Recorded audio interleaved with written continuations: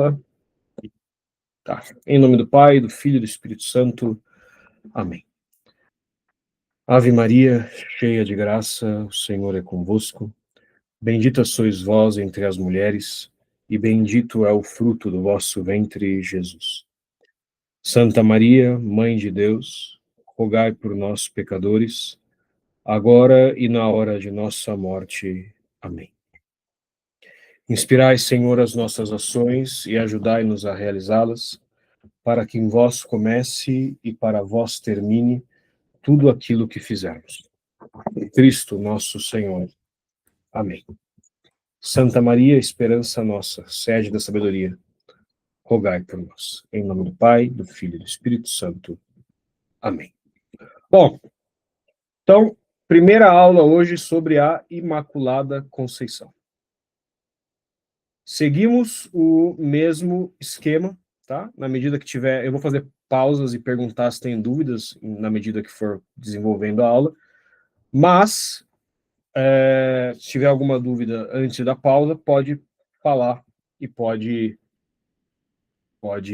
perguntar, que eu paro e tiro a dúvida. Imaculada Virgem é verdade, mas o nome é Imaculada Conceição. Tá. Antes de tudo, vamos começar fazendo assim uma breve recapitulação de quais são os dogmas marianos que nós temos. Né? Nós temos a maternidade divina,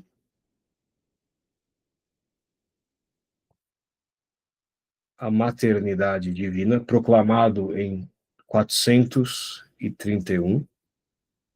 Nós temos a virgindade perpétua.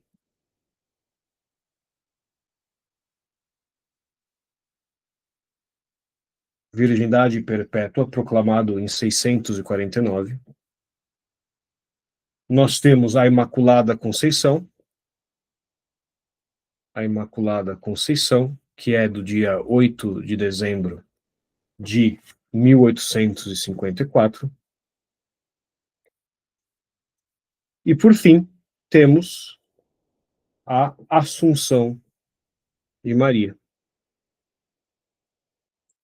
que é do dia 1º de novembro de 1950. Tá? E aí ainda falta ser proclamado a corredentora e medianeira de todas as graças, que vocês vão ver que está completamente relacionada com a Imaculada Conceição. São inclusive coisas assim que andam juntas, mas que tem tido aí algumas resistências, mas não vamos começar com a polêmica logo na primeira aula com relação a esse tema. Tá? Lembrando, claro, né, que os dogmas marianos, assim como qualquer outro dogma, né, eles não implicam o quê? Não implicam que tenha sido somente nestas datas que estas coisas se tornaram verdade. Todo dogma, ele é o reconhecimento de uma verdade já conhecida e já acreditada, já crida, que é, então, confirmada de modo dogmático, quando se tem ali dúvidas, geralmente, quando se tem heresias. Isso é verdade com relação a todos os dogmas. E também com relação aos dogmas sobre a Virgem Maria, ainda que aqui a história desses dogmas de modo específico, não passe tanto por heresias diretamente, mas sim com o desenvolvimento da fé e a igreja que vai pensando na Virgem Maria.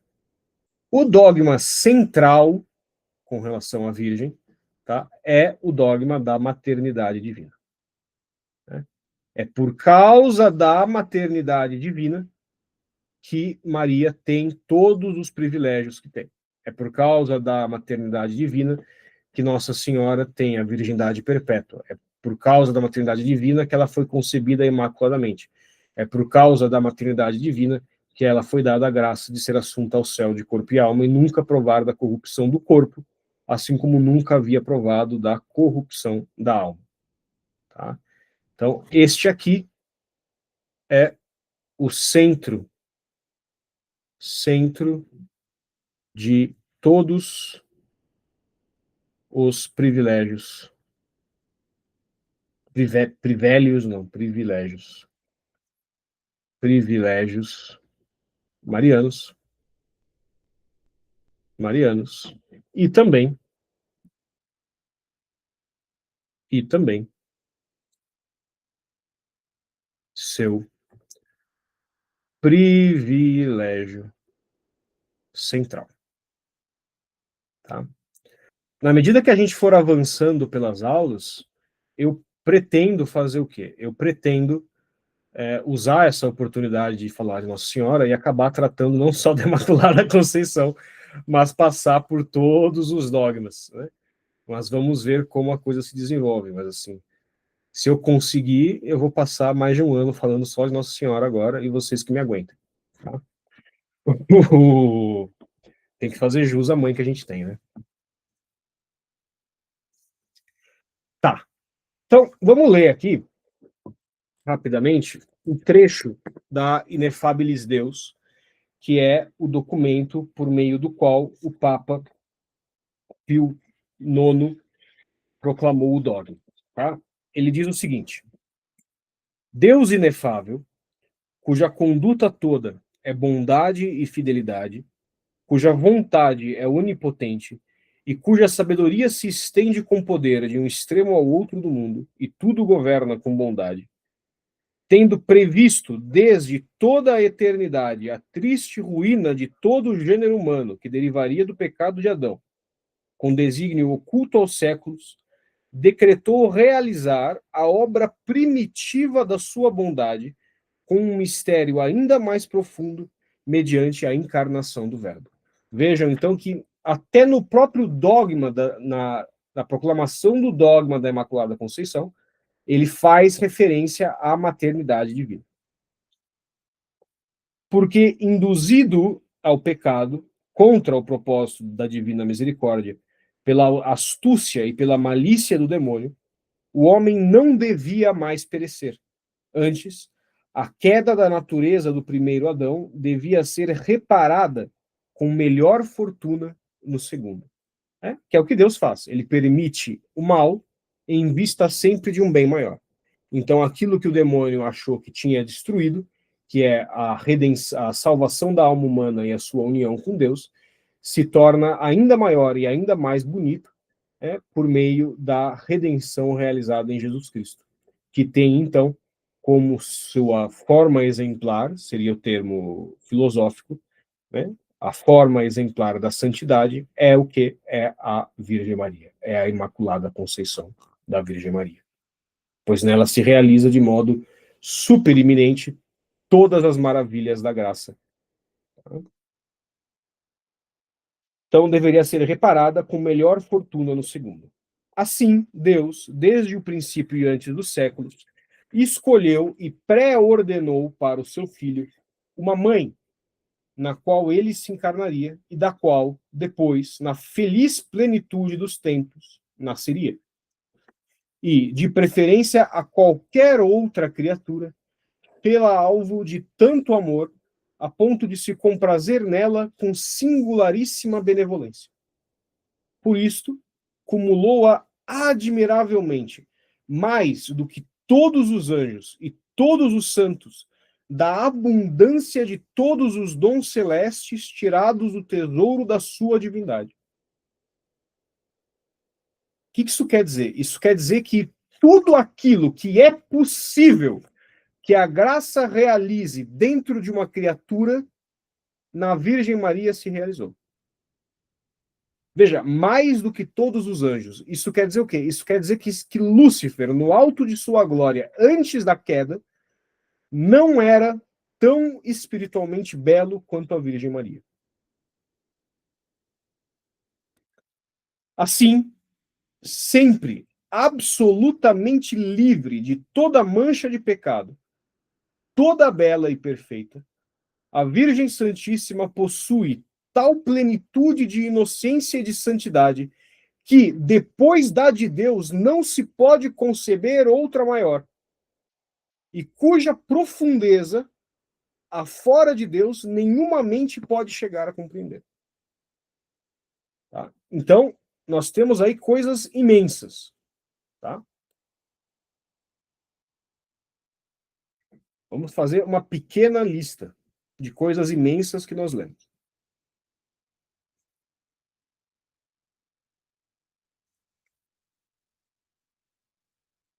Na Virgem estão todos os tesouros da graça.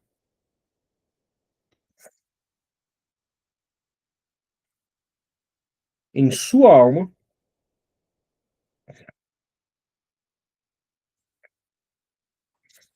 Deus que me perdoe, escrever Deus com letra minúscula é para excomungar o cara. Em sua alma, Deus realizou maravilhas inigualáveis e inigualáveis, né? Inigualáveis e incompreensíveis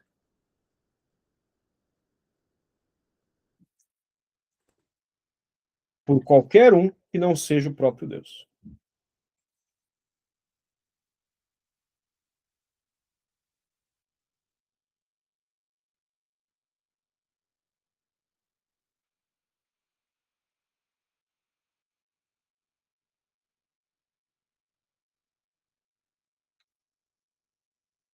Mas não para por aí. Por quê? Porque a Virgem Santíssima, nós também lemos aqui, nesse pequeno trecho da declaração do dogma, que na Virgem Santíssima, Deus colocou nela mais benevolência e fê-la com mais amor e alvo de mais amor do que todas as criaturas da história. Ou seja, a Virgem também é a alma, dentre todas, mais amada por Deus. E por fim,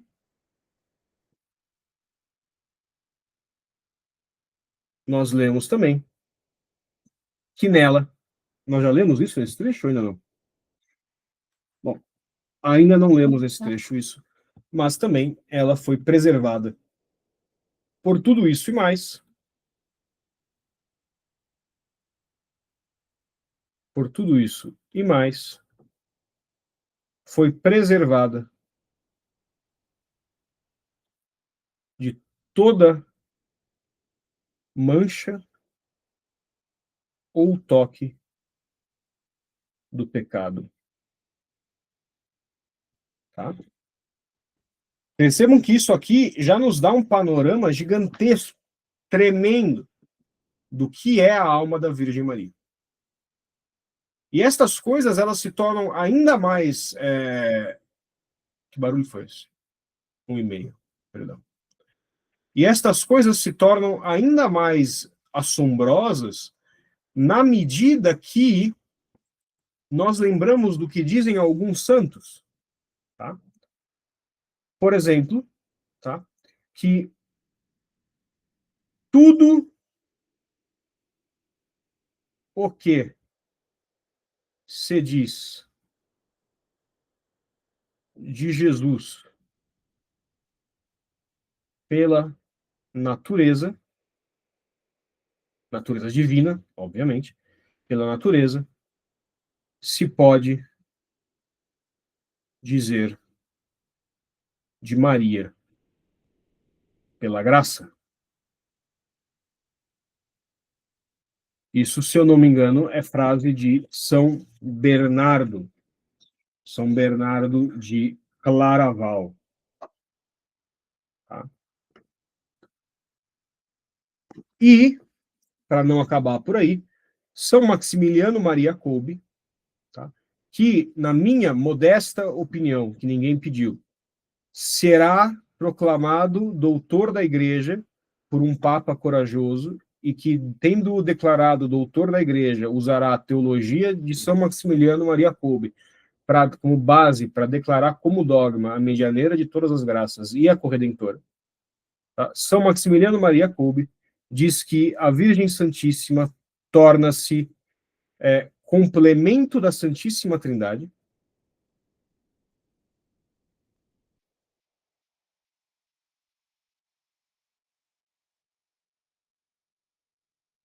E mais, se vocês não estão escandalizados no bom sentido ainda, ficarão a seguir, porque ele também diz que a Virgem Santíssima é quase,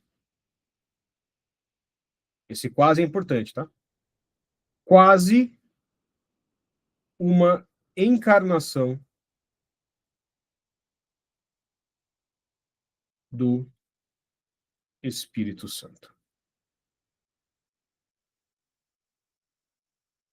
Tá?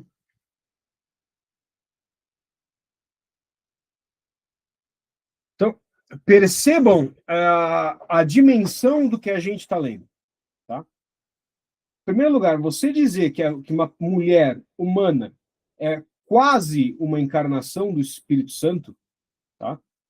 Você está dizendo que, de algum modo, a natureza dela, a natureza humana de Nossa Senhora, e a natureza divina, como se manifesta de modo especial na terceira pessoa da Santíssima Trindade, que é o Espírito Santo, essas duas naturezas, elas estão tão unidas, e tão unidas, que realiza-se ali nela um mistério quase idêntico ao mistério da união hipostática, que é a união de naturezas na pessoa divina de Jesus Cristo, nosso Senhor.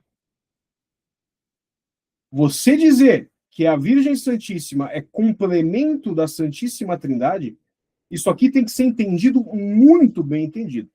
Porque complemento pode dar a entender que falta algo à Santíssima Trindade. E isso seria não só heresia, mas seria blasfêmia. Né? Mas quer dizer que, de algum modo, ela estende o mistério da Santíssima Trindade e que ela é tão santa que toma parte profundíssima na própria dinâmica interna da Santíssima Trindade, naquele laço de amor, naquela dinâmica amorosa que há entre o Pai, o Filho e o Espírito Santo, que a Virgem Maria, de algum modo, toma parte nisso aqui, sem deixar de ser humana. O que, mais uma vez, nos aponta para esse mistério de ser uma quase encarnação do Espírito Santo. Porque a natureza humana de Cristo também não está dentro da Santíssima Trindade, ainda que ele seja plenamente Deus. Então você vê que tem um eco do mistério de Cristo na Virgem. E tudo isso nos leva ao quê? Nos leva a essa frase de São Bernardo. Tudo o que se diz de Jesus pela natureza se pode dizer de Nossa Senhora pela graça. Então você percebe, Jesus Cristo é a encarnação de Deus. Pode-se dizer que pela graça Nossa Senhora é como uma encarnação do Espírito Santo. Jesus Cristo está em perfeita união com Deus, mesmo em sua natureza humana, ainda que essa natureza não tome parte direta da Santíssima Trindade, pois não se pode acrescentar nada a Deus. Nossa Senhora é, pela graça, complemento da Santíssima Trindade. Eu preciso fechar a janela aqui, que está acontecendo uma tempestade. Peraí. Aproveita para pensar se tem alguma dúvida.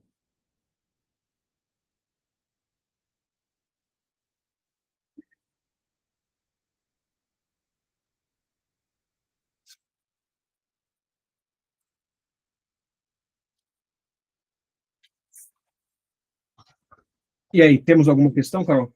Ou família da Carol também, que está por perto? Acho que até agora não, padre. Tá. Já seguimos.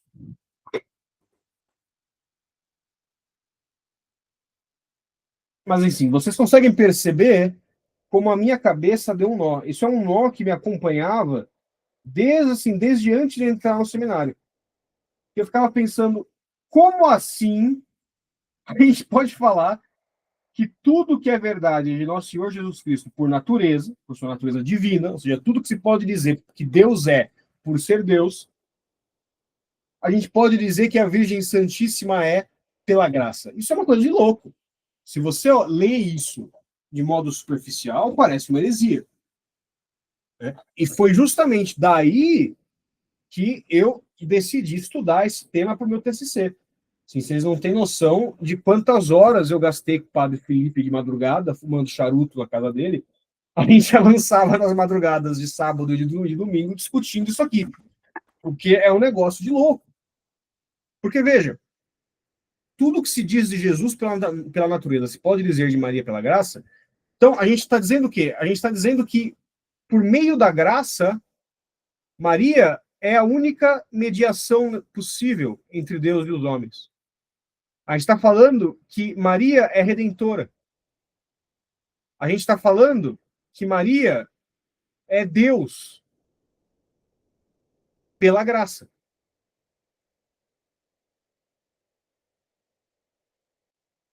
Vocês percebem que tem uma loucura aqui? Uma santa loucura que desafia palavras, que é precisamente o que está escrito aqui na proclamação do dogma, né? Cuja profundeza afora de Deus nenhuma mente pode chegar a compreender. Porque é um negócio de louco. Tá?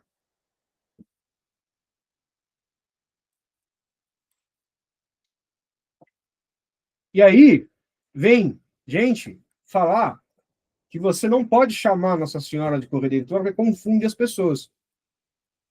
Eu diria que os santos falaram coisas bem mais que confundem bem mais as pessoas do que o título da Virgem que vem sendo usado há gerações. Mas tudo bem.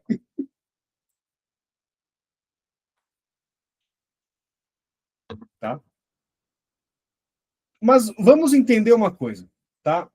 O que é que diz o dogma da Imaculada Conceição diretamente, tá? Resumindo, o que diz o dogma?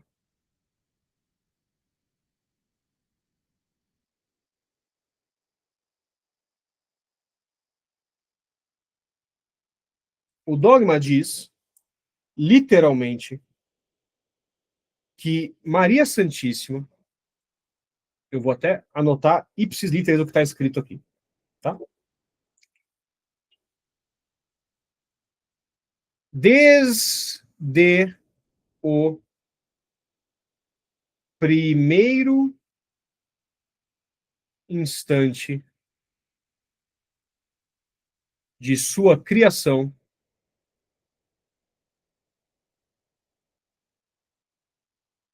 e infusão no corpo,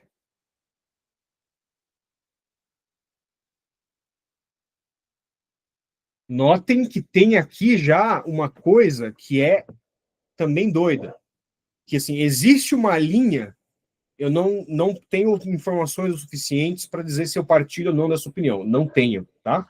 Não digam que eu estou defendendo isso, mas existe uma linha muito interessante de pensamento que, com base em várias posições dos Santos Padres, com base na liturgia e em uma série de outros pontos, sugere que a Virgem Maria pode ser o único caso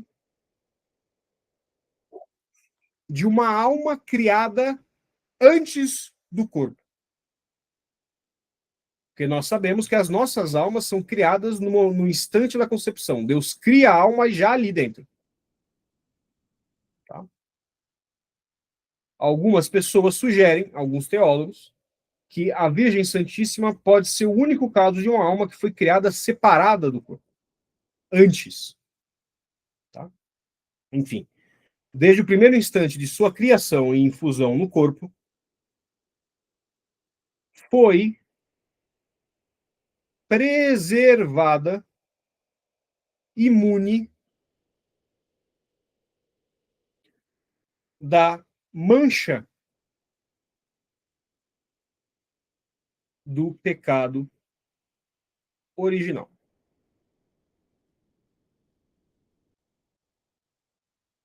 por singular graça e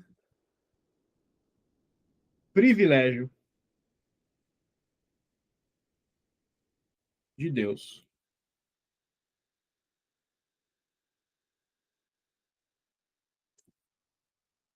Em atenção aos méritos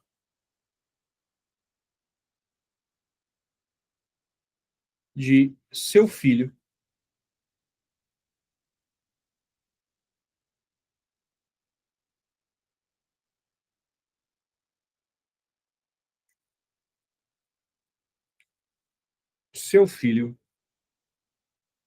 Jesus Cristo, Redentor do gênero humano.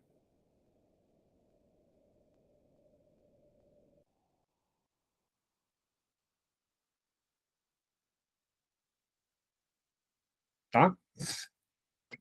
Isso aqui é o centro do dogma. É o que foi proclamado.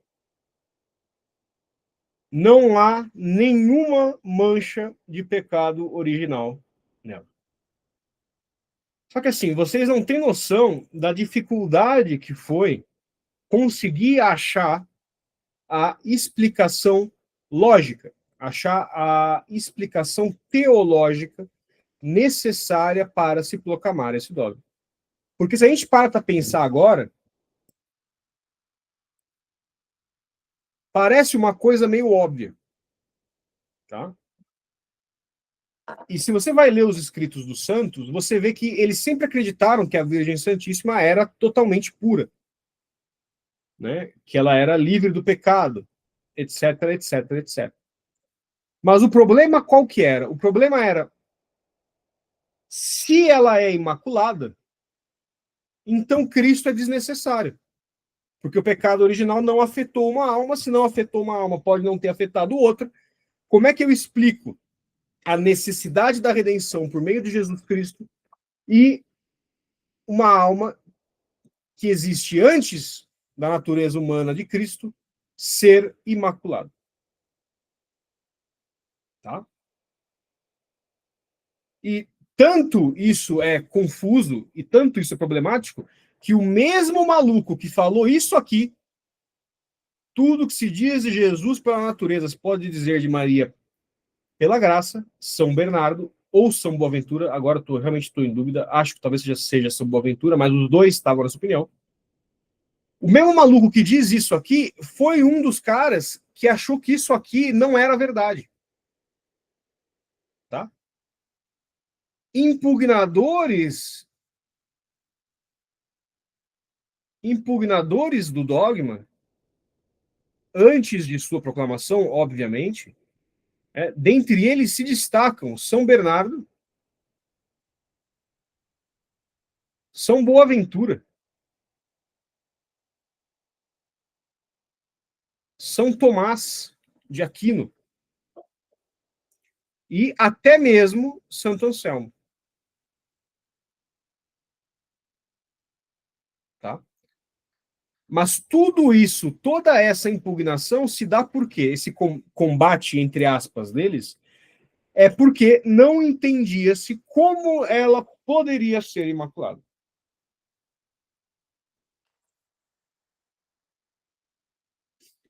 Até que um rapaz chamado Beato Duns Scoto, tá? Explicou, conseguiu achar a solução, que era qual? Que a Virgem Maria não é que ela não necessitou da redenção, mas que ela foi redimida ao ser preservada. Ou seja, não é que Cristo a redimiu limpando-a do pecado, mas que Cristo a redimiu ao não deixar o pecado cair sobre ela. Não deixar o pecado tocá-la. Tá?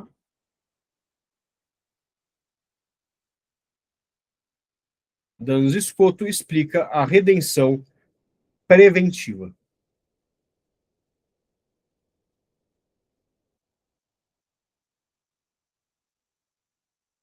Em oposição à ideia da redenção liberativa.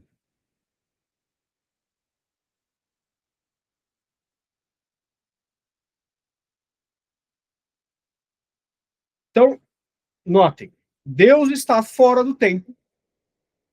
Assim sendo, os méritos de Cristo,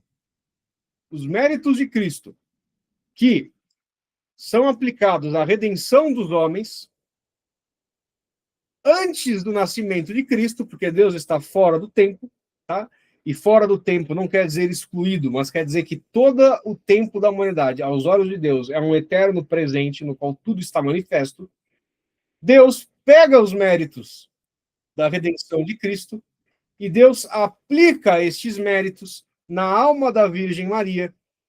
Deus aplica esses méritos na alma da Virgem Maria antes, né, de Cristo realizar a redenção no tempo. Tá? É um negócio meio de louco, mas é o que aconteceu. Vocês conseguem? Bem-vinda, dona Paula. Acho que é a sua primeira aula com a gente. Seja muito bem-vinda. É meio caótico o negócio, mas aqui estamos. Alguma dúvida até aqui? Esse negócio da redenção preventiva versus a liberativa, ele é meio complicado, mas conseguiu entender? Redenção liberativa, porque libera os que já estão sujeitos ao pecado. Redenção preventiva, na medida que Deus impede, pelos méritos de Cristo, impede que o pecado toque na alma da Virgem Maria. Deus abençoe, dona Paula. Seja bem-vinda. Dona Paula, na medida que surgir dúvidas, pode mandar mensagem, pode interromper, tá? Não precisa esperar. Eu vou fazer pausas e perguntar se tem dúvidas, mas não precisa esperar. Teve dúvida, pode perguntar. A gente está vendo agora uma explicação aí por cima da como se deu a redenção imaculada da Virgem Maria, como a redenção de Cristo afetou a Virgem de modo que o pecado não a tocasse, né? Estamos vendo que ela foi redimida preventivamente, ou seja, Deus está fora do tempo e ele aplicou então os méritos da redenção de Cristo na alma de Nossa Senhora, de modo não a liberá-la do pecado, mas a impedir que o pecado tocasse na sua alma, tá? Dúvidas? Ou ficou claro essa questão? Padre, mas de forma geral, os méritos da paixão de Cristo já não são aplicados para todo mundo de forma geral, fora do tempo também? Porque as pessoas não existiram todas no mesmo momento que Cristo. Então, também não seria fora do tempo para quem veio depois e para quem veio antes? Não. Porque, veja, o que acontecia com quem morria aguardando, com quem era fiel e morria aguardando o Messias antes da redenção?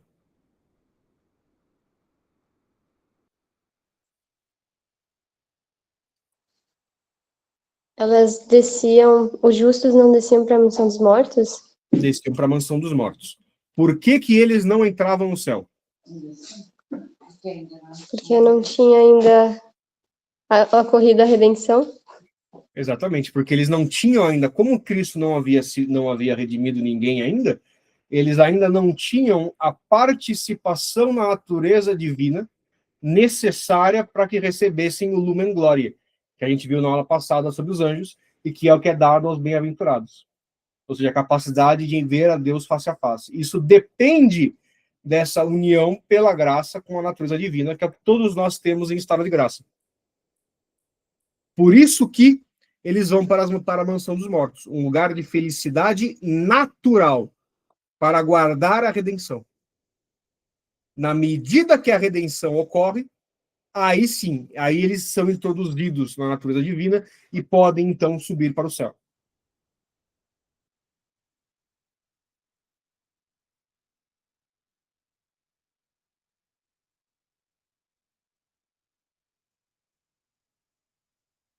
Pegou? Sim, obrigada. De nada. Então, vejam que interessante isso aqui, tá?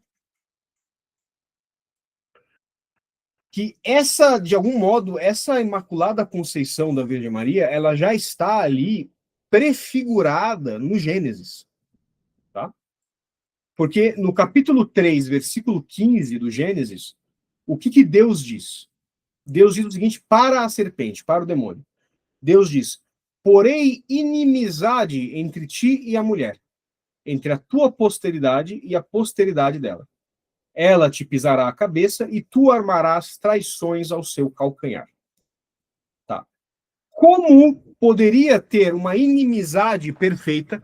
Lembrando que a gente está falando de inimizade não no sentido de desgosto. Está falando no sentido de total incompatibilidade. Amizade no sentido teológico, de amor de amizade. Inimizade, então, é a total repulsa essencial entre as duas coisas. Como poderia haver essa total repulsa essencial, essa perfeita inimizade entre a mulher dita no Gênesis e a serpente, se a mulher houvesse sido em algum momento submetida ao demônio, que é o que acontece com o pecado? Como?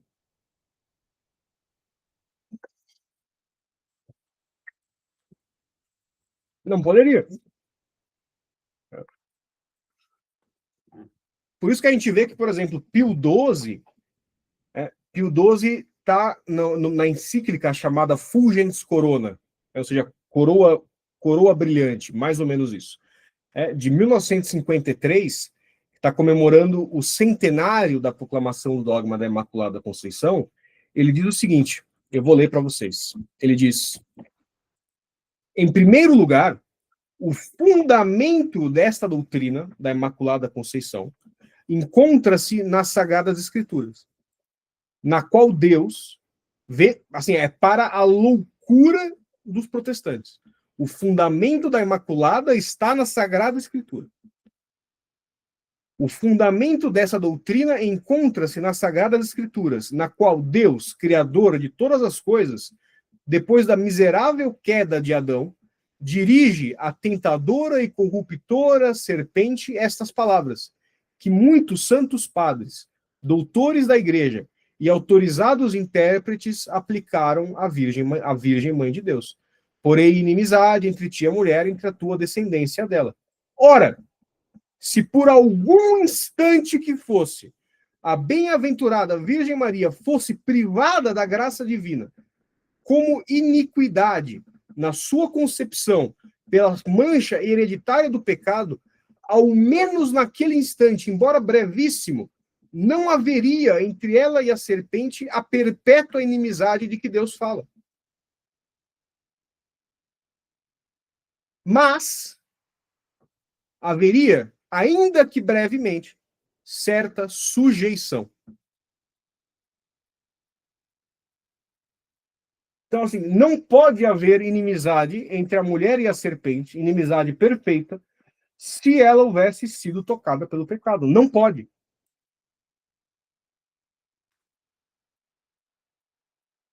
Não encaixa. Tá? E a gente vê que isso está claro na fé da igreja, mesmo antes da proclamação do dogma. Porque vejam que, por exemplo, em Trento, tá? Em Trento, muito antes da proclamação do dogma, em Trento diz o seguinte: se alguém disser que o homem, tá? Se alguém disser que o homem, uma vez que tem a graça santificante, pode evitar durante toda a vida todos os pecados, inclusive os veniais, a não ser por um privilégio especial de Deus, como sustenta a igreja tratando-se da Virgem Maria, seja anátema.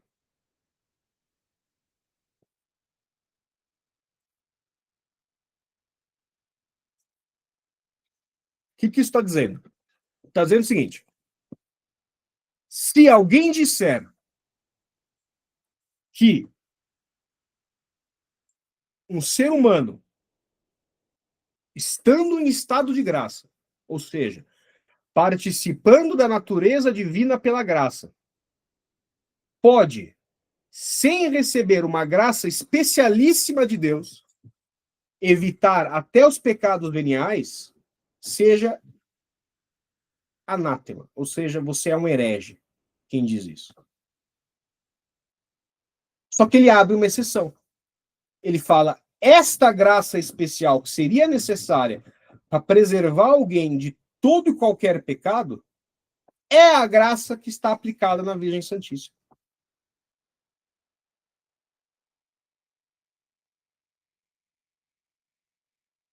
Tá? E digo mais, é consenso entre os teólogos o quê? Que Nossa Senhora não foi simplesmente preservada do pecado original. Não, ela foi preservada até mesmo dos menores movimentos da concupiscência que levam ao pecado. Ou seja, não há desordem nenhuma na alma da Virgem Maria. Nenhuma. Eu não consigo imaginar o que é uma alma, como funciona uma alma humana sem concupiscência. A concupiscência está presente em tudo que a gente faz. Na Virgem não tinha isso.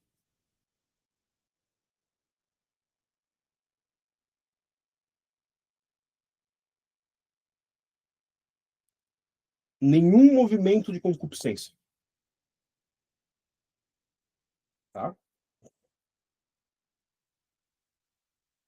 Só que, se a gente pensa assim, a gente ainda está pensando na Imaculada Conceição como uma ausência.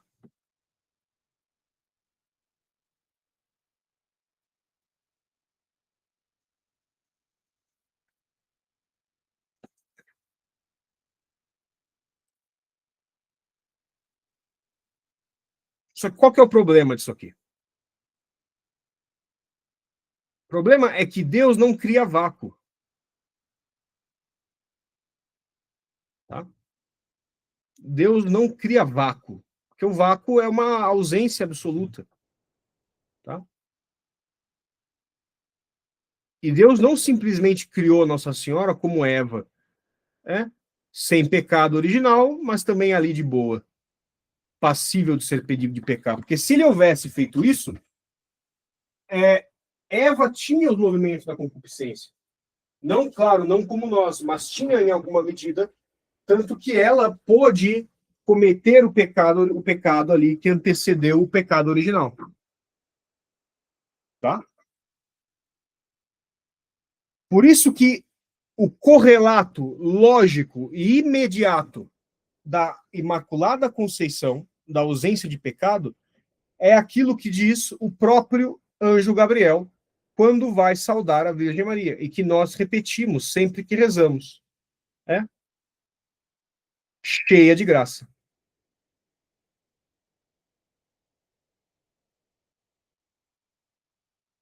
Ou em latim, que é mais bonito e mais profundo, gratia plena. Tá? Ou seja, em posse da plenitude total da graça.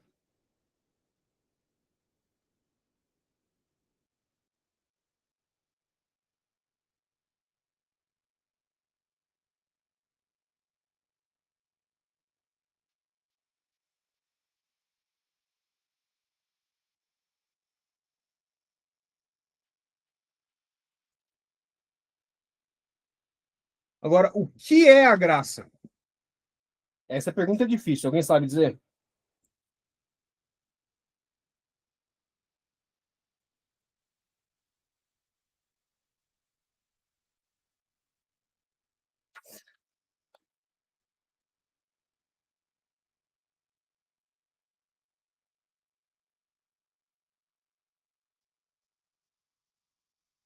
Quid est gratia? O que é a graça?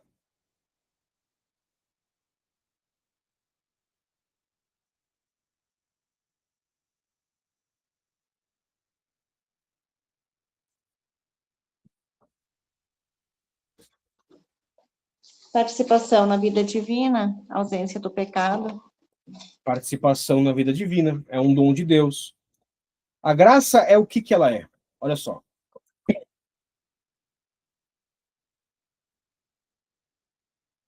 Inclusive, assim, graciologia, o estudo da graça, é uma das partes mais complicadas da teologia, tá?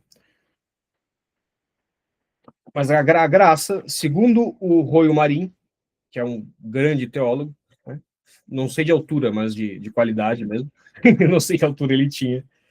A graça é uma qualidade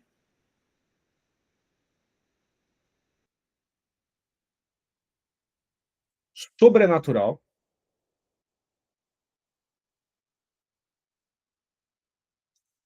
inerente à nossa alma,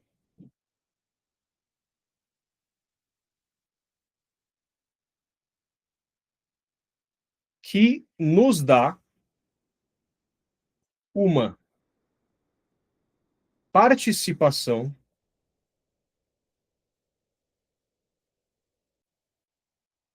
física e formal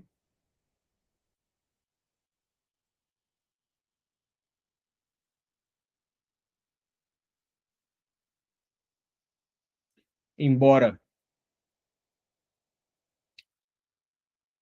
análoga e acidental,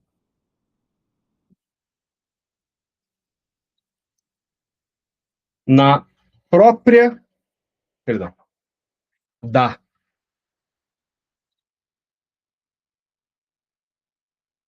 própria natureza divina. Tá? O que isso quer dizer? Tá?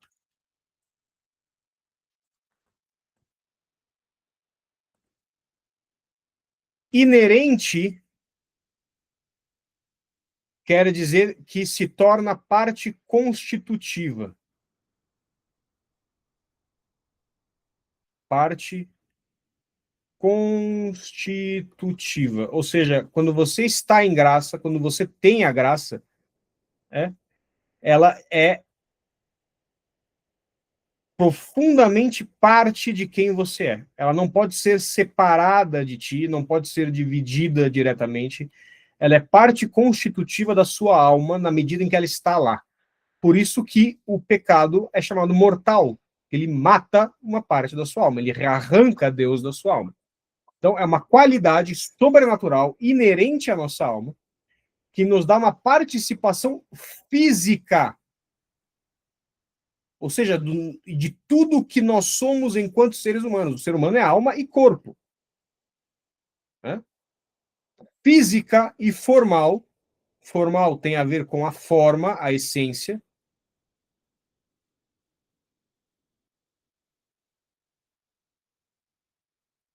Embora análogo... Opa, o que é isso? Como é que eu faço para voltar isso aqui agora? Aqui. Embora análoga, ou seja, não é uma participação na natureza divina como a de Cristo, mas é semelhante a, e acidental, ou seja, não é necessário que nós tenhamos a graça para sermos humanos. O ser humano não é capaz do sobrenatural sem a graça. Então, uma qualidade sobrenatural não pode ser parte essencial de nós. Ela se torna parte constitutiva quando Deus a insere na nossa alma e no nosso corpo, nitidamente, na medida que estamos em graça. Da própria natureza divina. Tá? Quem estava aí na última aula que nós vimos a questão da queda dos anjos e do pecado original, eu comentei brevemente sobre a questão da teoses, né? Que aqui no Ocidente nós chamamos de divinização. Que nada mais é do que o processo de santificação.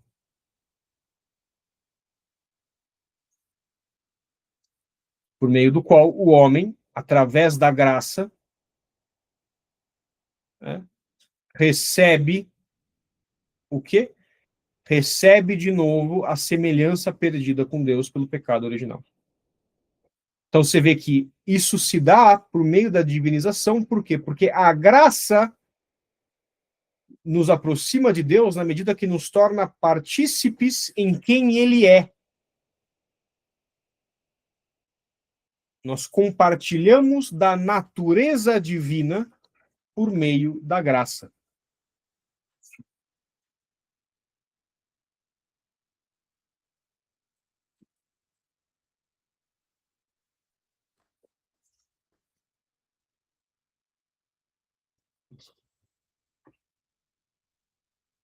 Tá? Só que, é claro, na Virgem Santíssima não havia o pecado original. Então, ela foi criada já em posse plena da natureza divina. Vocês percebem a loucura que é isso aqui?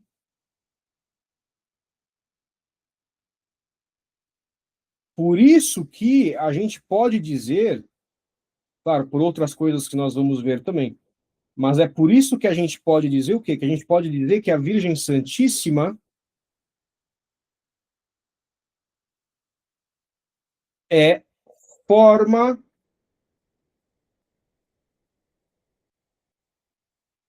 exemplar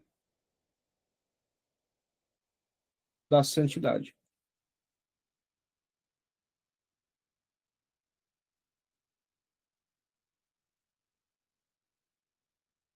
O que é uma forma exemplar?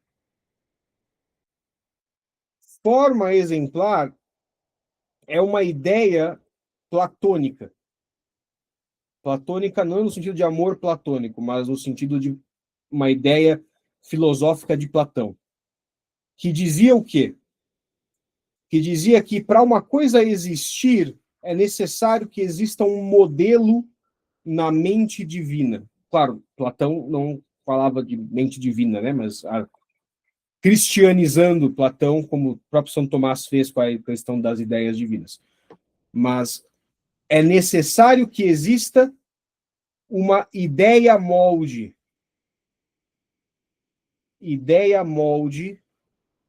ou ideia exemplo do que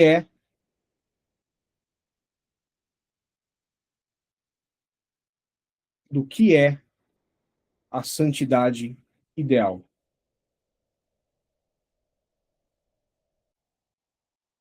E que, assim, todas as manifestações na criação desta ideia molde são, na verdade, referências a essa forma exemplar, a esse ápice ideal da santidade, que é a Virgem Maria.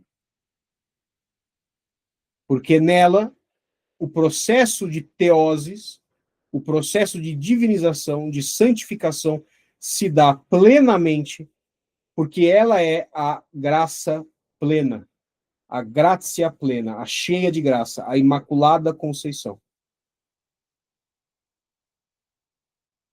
Tá? Que tem a totalidade da graça, a plenitude da participação física e formal na natureza divina.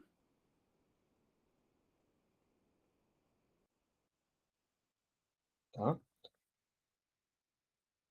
Isso sim, sem entrar na polêmica que a própria Virgem Santíssima criou. Porque assim, eu não sei se vocês sabem, mas em Simbres, nas aparições de Nossa Senhora das Graças em Simbres, né, ela diz uma coisa muito interessante sobre si mesma. Ela não fala eu sou a cheia de graça. Ela fala eu sou a graça.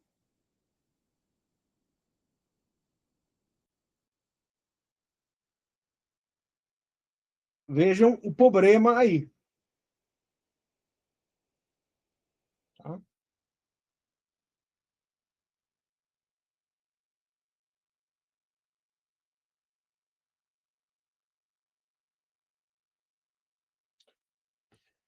vejam o seguinte. Vejam que a nossa tendência de pensar a Imaculada Conceição como simplesmente a ausência de pecado é absurda. Tá? É absurda. É um problema linguístico, talvez até. Mas o que a Imaculada Conceição realmente quer dizer, isso num primeiro sentido, por enquanto eu estou apresentando só as bases dogmáticas da Imaculada Conceição, que é o que eu vou fazer nessa aula. Só o que é dogma, só o que é, assim, certinho, proclamado, que a gente é obrigado a acreditar. A gente está nesse âmbito ainda. Tá? É que a Imaculada Conceição refere-se diretamente à plenitude da graça. Tá? O próprio São Tomás de Aquino, na Suma Teológica, São Tomás, que era contrário à Imaculada Conceição. São Tomás diz que, dentro de qualquer ordem das coisas, quanto mais uma coisa se aproxima do princípio delas, mais ela participa dos próprios efeitos do princípio. Em outras palavras, se a gente toma, por exemplo, o fogo, quanto mais perto do fogo você está, mais quente você sente. Mais calor você sinta, mais calor você sente. Tá? Então, é uma questão de lógica. Se, como diz São João Apóstolo, na Sagrada Escritura, no Evangelho de São João, a graça e a verdade vieram por Jesus Cristo, e Jesus diz, eu sou o caminho, a verdade e a vida. Se isto é verdade, e isso está manifestado, tipo isso, Paulo, exatamente. Quando São Paulo diz isso, o que ele fala é precisamente dessa plenitude da santificação, dessa participação plena na graça, tá? na cristificação do cristão na medida que se santifica. Então, se Jesus Cristo, por meio dele, a graça e a verdade vieram, é necessário que aquela que gerou a sua natureza humana perfeita também tenha recebido dele a plenitude da graça e a plenitude da verdade, porque ela é aquela mais próxima dele e, portanto, é a criatura que, em grau mais intenso e superior a qualquer outra criatura, deve ter recebido dele tudo o que ele veio trazer: a graça e a verdade. E como nós vimos, a graça é, então, essa qualidade de participação na natureza divina. O que faz, por consequência lógica direta, que a Virgem Santíssima seja, dentre todas as criaturas que já existiram ou que vão existir, desde o primeiro instante que Deus é Deus e concebeu toda a história da salvação e sua mente divina perfeita e imutável, a Virgem Santíssima é a criatura que mais participa do próprio mistério da natureza divina. É a criatura que está ali no limite do quão divina uma criatura pode ser sem ser Deus. O que também se conecta com o que a gente viu na aula passada, porque mostra para a gente com clareza o que os santos querem dizer quando eles sugerem que a tentação originária dos anjos estava centrada na Virgem Santíssima. Porque você é lá o anjo mais bambambam, suprassumo da criação, e Deus te revela que tem uma mulher humana que vai nascer dali milênios, que vai ser, assim, infinitamente superior a você e infinitamente mais próxima de Deus do que você. E você, que é a joia da criação, por enquanto, é uma nota de rodapé comparado a ela.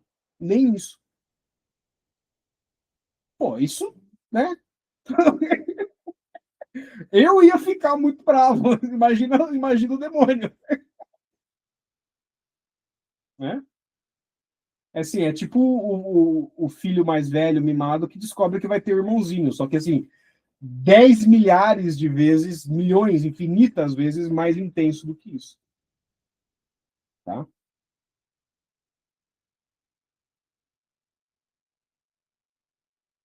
Então, para concluir a aula de hoje, que é uma aula introdutória à Imaculada Conceição, só para deixar vocês se coçando com o tamanho do mistério, o Royo Marim tem um livro maravilhoso, que é esse aqui, por sinal. Ó. É um livro inteiro dedicado só a Nossa Senhora. É esse aqui. Ó. Chama A Virgem Maria. É um livro só sobre Nossa Senhora. É muito bom. Ele diz, então, que a Imaculada Conceição ela tem dois aspectos. Um aspecto positivo e um aspecto negativo. A gente geralmente se concentra sobre o aspecto negativo, que é não há pecado na Virgem. Mas o aspecto positivo é ainda mais superior a esse, porque é a consequência da ausência de pecado nela, que é a plenitude da graça. Né? E diz o Royo Marim, e isso aqui é uma citação ipsis literis, ele fala o seguinte, ele fala que não há razão alguma para circunscrever, ou seja, para limitar a plenitude das graças somente no momento da concepção de Cristo. Não. Sendo concebida em graça, o mais natural é que a Virgem Maria tivesse a plenitude desde o instante da sua concepção. A mesma coisa se insinua, ainda dizendo o Royo Marim, quando o anjo diz que o Senhor é convosco. Ave Maria, gratia plena, Dominus tecum, no presente. Né? Não é que o Senhor será com ela, e não é que o Senhor foi com ela.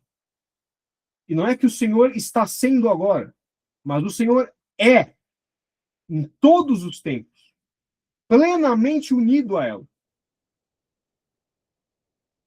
E é essa união plena de uma alma humana, de uma natureza humana, com a natureza divina, que é o mistério central da Imaculada Conceição, que é o que a gente vai ver nas próximas aulas.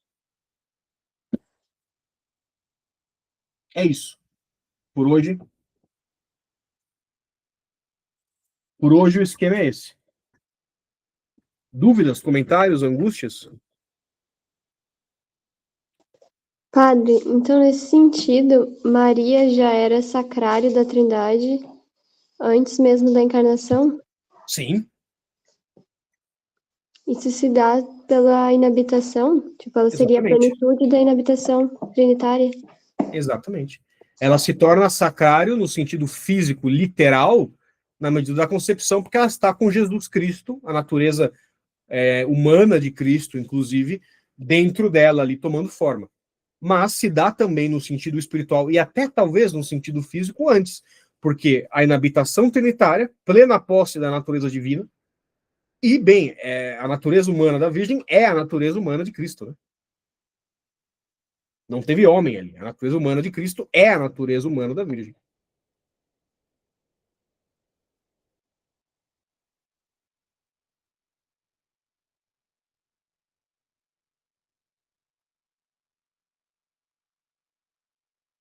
De algum modo, Maria já gestava Deus desde o instante que ela foi criada, em sua alma e depois em seu corpo.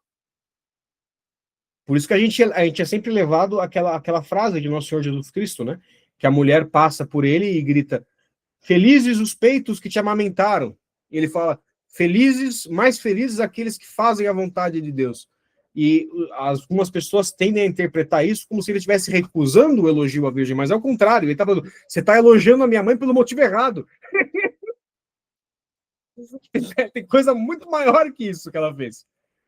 Me amamentar foi um pedaço. Ela fez coisa muito maior do que isso, muito antes.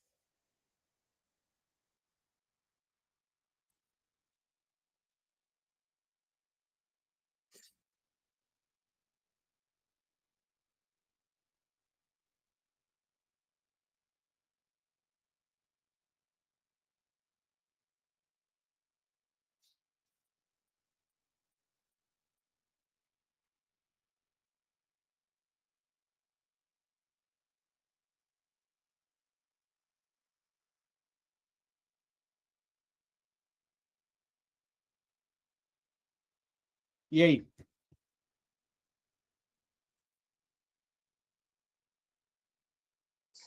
Não tenho mais dúvidas, padre. Dona Paula, entendeu tudo? Alguma dúvida?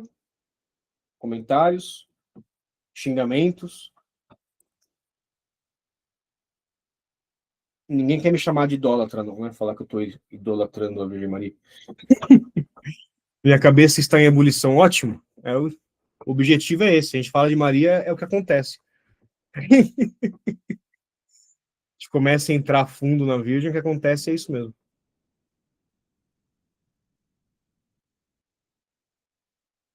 O senhor compartilha o PDF da lousa depois? Você tentou abrir o PDF das outras aulas? Os outros sim, eu acho que a última aula o senhor mandou só por imagem, não? É porque eu abri o PDF, eu tive a impressão que a leitura no PDF ficava quase impossível. Você conseguiu ler bem? Sim, o PDF eu consigo dar zoom e ele fica bom de ler, mas a imagem, se tu tenta dar zoom, pra mim, pelo menos, ele perde a qualidade, perde a resolução. Ah, deve ser por causa do Telegram. Vocês não estão conseguindo ter acesso à imagem sem compactação. Tá, eu mando o PDF, sim, pode ficar tranquila. Tá bom, Lá obrigada. no grupo. E amanhã eu coloco a aula no YouTube também e mando o link lá para vocês poderem ver de novo, se quiser. Tá? Inclusive, me diz uma coisa. Vocês querem continuar tendo aula em dezembro ou vocês querem férias?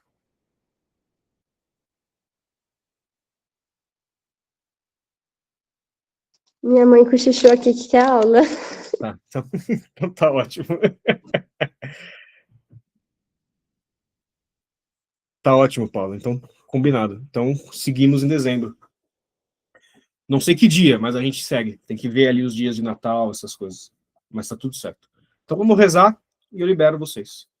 Em nome do Pai, do Filho e do Espírito Santo. Amém. Glória ao Pai, e ao Filho, e ao Espírito Santo, como era no princípio, agora e sempre, e por todos os séculos dos séculos. Amém.